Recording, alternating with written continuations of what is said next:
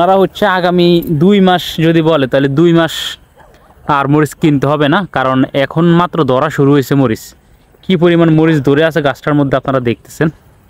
সিম গাছে সিম ধরছে, মাশাল্লাহ মাশাল্লাহ মাশাল্লাহ। আসসালামু আলাইকুম রহমতুল্লাহ। আশা করি আল্লাহ পাকের অশেষ রহমতে সবাই ভালো আছেন। মালয়েশিয়াতে আমাদের বাসা থেকে একদম কাছে আমাদের খালপাড়ে আমাদের কোম্পানির 2-3 জন ভাই মিলে এখানে সবজি বাগান আবাদ করতেছে। এটা হচ্ছে তারা করার উদ্দেশ্য হচ্ছে নিজেরা খাওয়ার জন্য, মানে বাজারে নিয়ে বিক্রি করবে কিংবা কারো কাছে বিক্রি করবে সেই জন্য না, নিজেরা খাওয়ার জন্য খুব সুন্দর করে এখানে কিছু শাক লাগিয়েছে। তারপরে আরও অনেক কিছু আছে, আমি দেখাই আপনাদেরকে কি কি আছে এখানে। সবচাইতে আশ্চর্য হলাম আমি এই যে মরিচ গাছটা দেখে, সবাই মাশাল্লাহ বলবেন, কারণ মুখ লাগিয়ে গেলে আবার সমস্যা। দেখেন হিউজ পরিমাণ মরিচ ধরছে এই গাছটার মধ্যে, মাশাল্লাহ। ওনারা হচ্ছে আগামী 2 মাস যদি বলে তাহলে 2 মাস আর মরিচ কিনতে হবে না, কারণ এখন মাত্র ধরা শুরু হয়েছে মরিচ। কি পরিমাণ মরিচ ধরে আছে গাছটার মধ্যে আপনারা দেখতেছেন। আর ওইদিকে হচ্ছে লাল শাক লাগিয়েছে, এগুলোও লাল শাক, তবে এটা সবুজটা। আর এখানে বরবটি গাছ লাগিয়েছে, এই যে বরবটি গাছ। তারপরে এদিকে বরবটি গাছ আছে, করলা গাছ আছে। তো মোটামুটি ঝাড়া দিয়েছে এখানে। লাউ গাছ লাগিয়েছে একটা, এই যে লাউ গাছ সতেজ দেখা যাচ্ছে। ভিতরে লাউ গাছ, করলা গাছ, পুঁই শাক গাছ, সাথে বরবটি গাছ লাগাইয়েছে। তো সুন্দর করে ঝাড়া দিয়ে দিয়েছে। আর যদি এদিকে যাই, এদিকেও খুব সুন্দর করে তারা চাষবাস করতেছে নিজেরা খাওয়ার জন্য। এখানেও লাউ গাছ আছে, এই যে লাউ গাছ। আর ওই পাশে একটা করলা গাছ, একটা ঝাড়া দিয়ে দিয়েছে করলা গাছে। আর এইখানে হচ্ছে এই পুরোটা হচ্ছে ঘাস ছিল এখানে, ঘাস। তারপরে খুব খারাপ অবস্থা ছিল আর কি, জঙ্গল ছিল। তো সব পরিষ্কার করে তারা এখানে আবাদ করতেছে। তো আমি যদি একটু নিচে নামি আপনাদেরকে দেখাই। এখানে হচ্ছে পুঁই শাক এবং বরবটি গাছ, লাগিয়েছে। আর লাল শাকও আছে। তো এই যে বরবটি বীজ রাখছে, অনেক বড় একটা বরবটি, এটা হচ্ছে বীজ রাখছে ওনারা।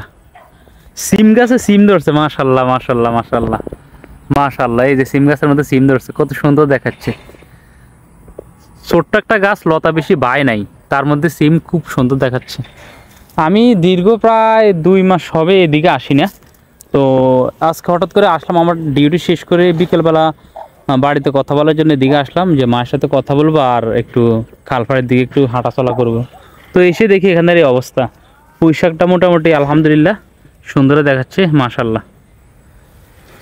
আর এদিকে হচ্ছে ওনারা যারা দিয়েছে কচু গাছ লাগিয়েছে, সাংঘাতিক কচু গাছ লাগিয়েছে এদিকে। আর এই যে বরবটি গাছ লাগিয়েছে, বরবটি নিয়ে খেয়েছে আর কিছু বীজ রাখছে। এখানেও মরিচ গাছ আছে একটা।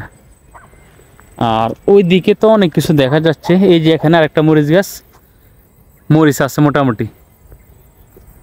আর এইখানে হচ্ছে মাটি ভিজা রাখার জন্য, অনেক রোদ হয় তো, মাটি ভিজা রাখার জন্য তারা ওইখান থেকে মাটি তুলে এখানে কিছু গাছ দিয়ে দিয়েছে। তো এখানে এই যে বীজ রাখা হয়েছে। আর এই যে পেঁপে গাছ আছে, এখানে অনেকগুলো পেঁপে গাছ আছে। এগুলো এখনো ছোট, আর এটা একটু বড় হয়েছে, তবে পেঁপের অবস্থা ভালো না, খেতে পারবে কিনা জানি না। আর ওইদিকে হচ্ছে কলমি শাক দেখা যাচ্ছে। কলমি শাক তো আসলে তেমন সুবিধাবান হইতেছে না, তবে ফুলগুলো খুব সুন্দর লাগতেছে আমার কাছে, অসংখ্য ফুল ধরছে। আর তার পাশে হচ্ছে এটা কি শাক লাগিয়েছে আমি বলতে পারতেছি না। ওই পাশেও আরও ছোট ছোট শাক দেখা যাচ্ছে। আর এদিকে একটু দেখি কি অবস্থা। কলা গাছ দেখা যাচ্ছে, কলা গাছ লাগিয়েছে। একটা, দুইটা, তিনটা, না দুইটা, একটা, দুইটা, এই একটা আর এই একটা কলা গাছ, 2টা কলা গাছ লাগিয়েছে। আর বিলাতি ধনিয়া, এই যেটাকে বলা হয় আমাদের দেশে লক্ষ্মীপুরের জেলার ভাষায় বিলাতি ধনিয়া বলে। আর এটা হচ্ছে বিরিয়ানি পাতা গাছ। এই পাতাটা হচ্ছে ভাতের মধ্যে দিলে বিরিয়ানির গ্রান পাওয়া যায়।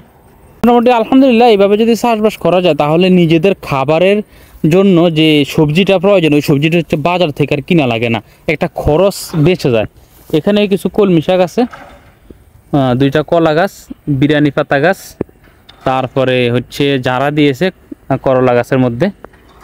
তো আপনারা যারা বাংলাদেশ থেকে দেখতেছেন, আমি প্রায় সময় এই কথাটা বলি, আবারও সবার উদ্দেশ্যে বলতেছি, আপনারা যারা বাংলাদেশ থেকে দেখতেছেন কিংবা যেখান থেকে ভিডিওটা দেখতেছেন, আপনাদের আশেপাশে যদি এমন কোনো খালি জায়গা থাকে যে জায়গায় চাইলে এরকম চাষবাস করা সম্ভব, তাহলে আপনারা চাষবাস শুরু করুন।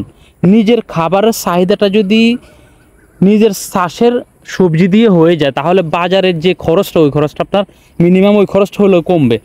আর আরেকটা বিষয় কি, দেখেন মরিচ গাছ কিন্তু যা লাগিয়েছে যে মরিচ কিন্তু হিউজ পরিমাণ ধরছে মাশাল্লাহ। তো ধরুন এখন বাজারে কথার কথা বাংলাদেশের হিসেবে করি, আমি জানি না আসলে বাংলাদেশে এখন কাঁচামরিচ কত টাকা করে, মাঝখান দিয়ে যদিও অনেক দাম ছিল সব কিছুর, এখন বর্তমানে একটু দাম কম।